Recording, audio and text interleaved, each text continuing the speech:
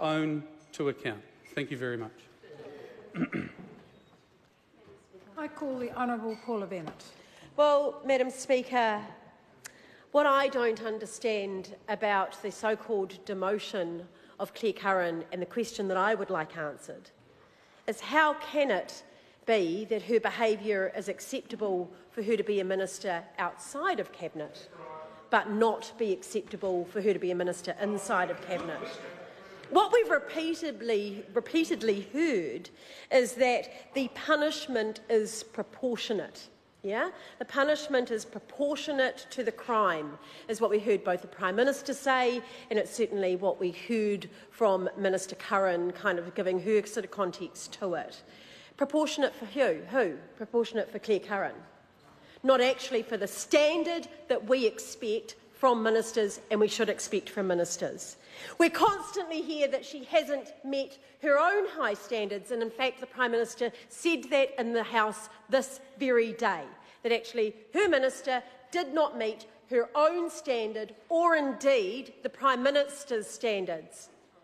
But she met the standard to remain a minister in an area and in a role of just such huge responsibility and privilege. That standard was met. Somehow that standard was met. Her own actual poor standards were not met at all, but she's met the standard to remain being a minister in a hugely privileged role. And haven't we seen, as many commentators have said, a level of arrogance by a number of ministers that one would expect in a 3- or a 4th-term administration? So arrogant that they make meetings via their Gmail late at night and make sure that other people don't know about them. I think that's extraordinary, quite frankly, absolutely extraordinary. Weak leadership that accepts that that's actually the standard that can be set. And what we heard from the previous minister, who was standing up to defend his colleague, what we heard is that actually the Prime Minister has set a very high standard. The Prime Minister has set a very low standard. A very low standard. It says you can misrepresent, and in the very week that you are being questioned in Parliament about the standards you've set over secret meetings with Carol Hirschfeld, who in the end lost her job, Carol Hirschfeld did. Carol Hirschfeld lost her job and had a major hit to her reputation because of the way that Minister Clare Curran represented a secret meeting that she set up to then have with her. And the same week she was being questioned in that, she set up another secret meeting with a senior person and then totally misrepresented that in a written question answer to a colleague. That is not right for democracy. It is not the standards one should have in their cabinet.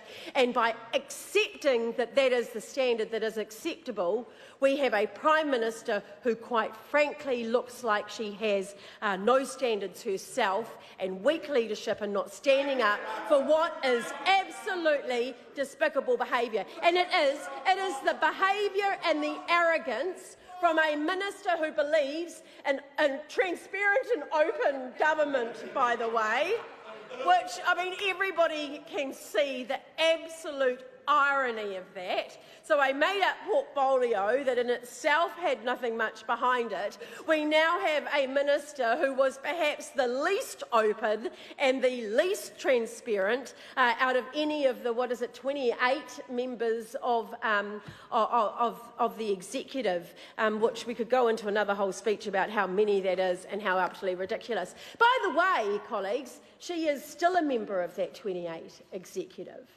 So she is still in that incredibly privileged role and has met a standard that the Prime Minister thinks is acceptable and above many of her colleagues.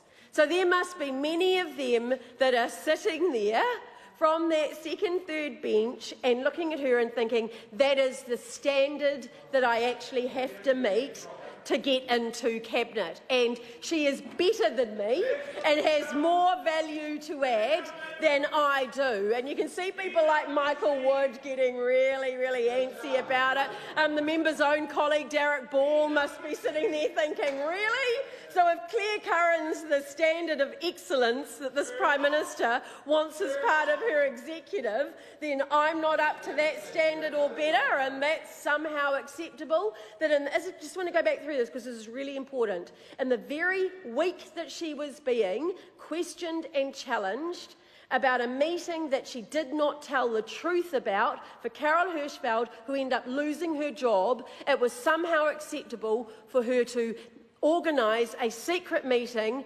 via her Gmail account with someone late at night, not tell anyone about, and then forget to mention in a written question. And we had the previous Minister of State Services, well, the current Minister of State Services, who previously spoke, who was able to stand up here and justify that it was only about not answering a written question correctly.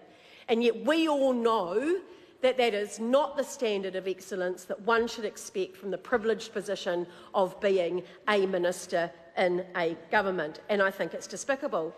Let's get to the point of this being known. What was it, on the Monday? But it happened to come out at 4 o'clock on a Friday.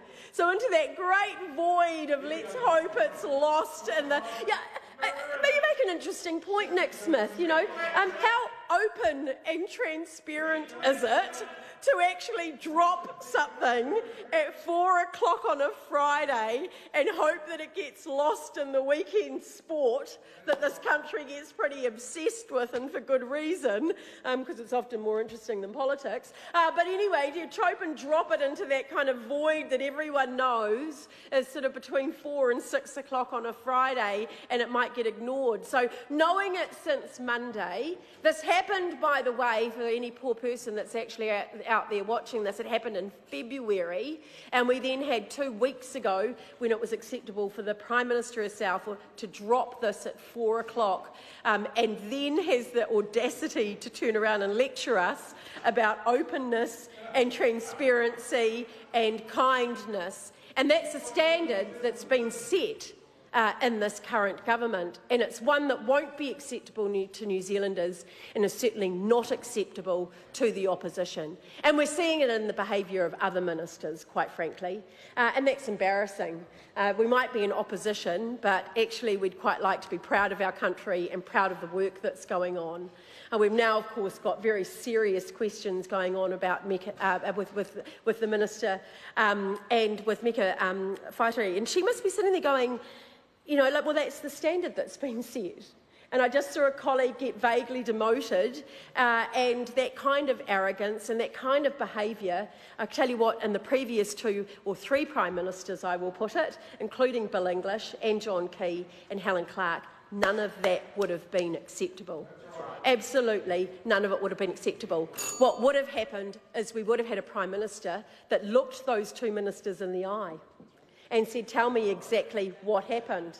But instead we get sort of dodgy phone calls that might be happening, and then that Prime Minister would make a decision on what should be done. So look them in the eye, actually make a call on things, and show some leadership. So some standards that you expect from your executive, show exactly what you want to happen, and then stand up and have the courage of your own convictions to set standards that should be at a level not proportionate for the minister, actually proportionate for this country, and they deserve to have the very best that they possibly can in a minister, and they're not getting it in this current government.